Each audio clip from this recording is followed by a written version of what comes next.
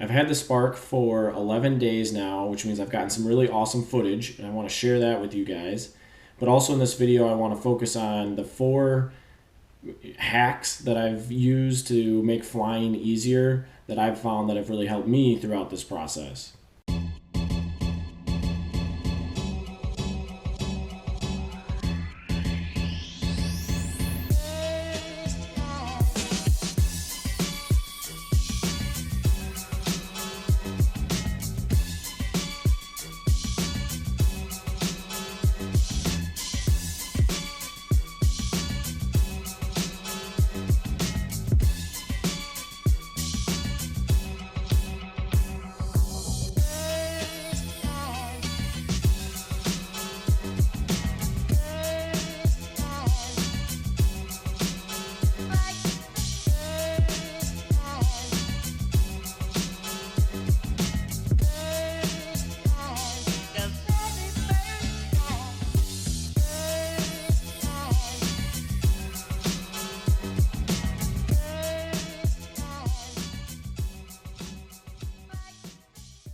In my last video, I showed the first 5 days with Spark, and I vented some frustrations I had, and I think I've narrowed down pretty much all of those frustrations to 2 things. So the first thing I'm going to suggest is that you get a dedicated controller device. And the reason for that, well, there's a lot of reasons for that.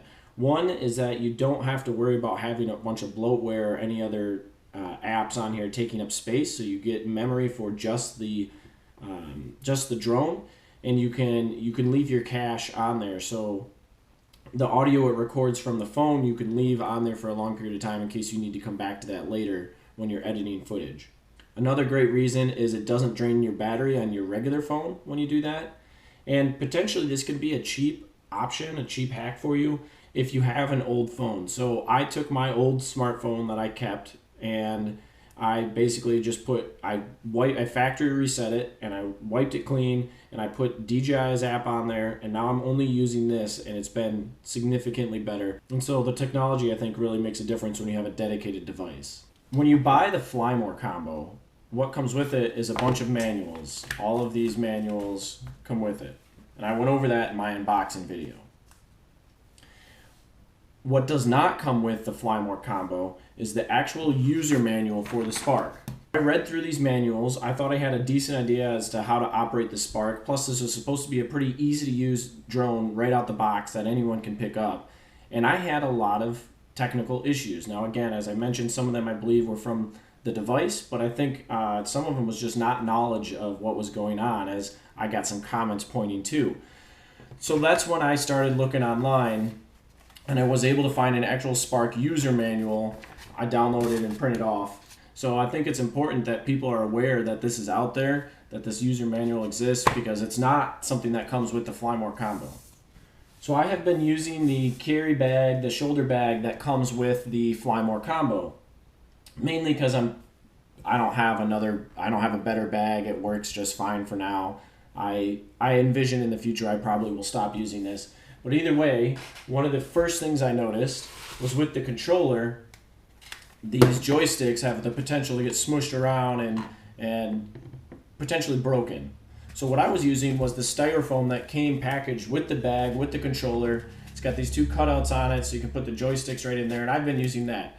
But if you notice, it's pretty thick, and it can be difficult to slide in quickly. So I did some looking around, and on Amazon, I found this little plastic piece.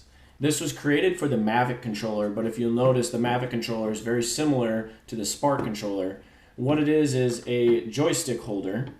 You just pop it on there, and it holds your joysticks in place. That way, it's a much smaller profile, and you can throw it in your bag a lot easier and faster. You don't have to worry about the orientation. It's not big and bulky like the styrofoam is.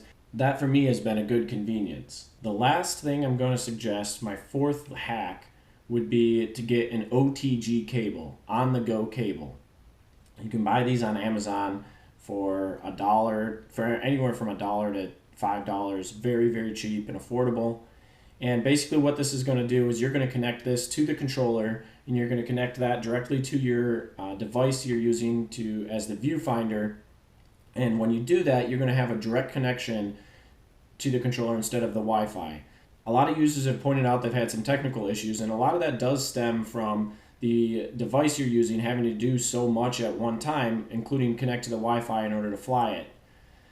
With the OTG cable, you're directly connected to the remote, and you don't have to worry about that Wi-Fi connection anymore. It makes a big difference. Really quickly, I'm going to show you how the OTG cable works. You're going to take your cable you purchased, you're going to just put it in the place where you normally charge the remote controller. Turn that on. Turn the spark on. So from there, because I was going for price, I purchased an OTG cable that has a USB to micro USB. So I just took another cable I had laying around, which again, you could buy these for $1. You put that in there, so you're able to connect this to your device. After you direct connect the two, you should be able to see connected. You should be able to see connected on the app. You should be able to see the Go Fly when you have the drone turned on as well. If I enter the Go Fly,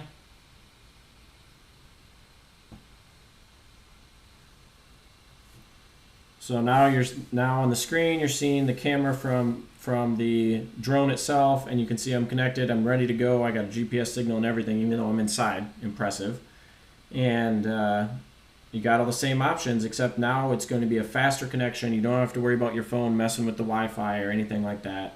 These are the 4 things I found to be most helpful. Obviously, there's other things you can do out there to make your flying more customizable for what you need and what features you appreciate.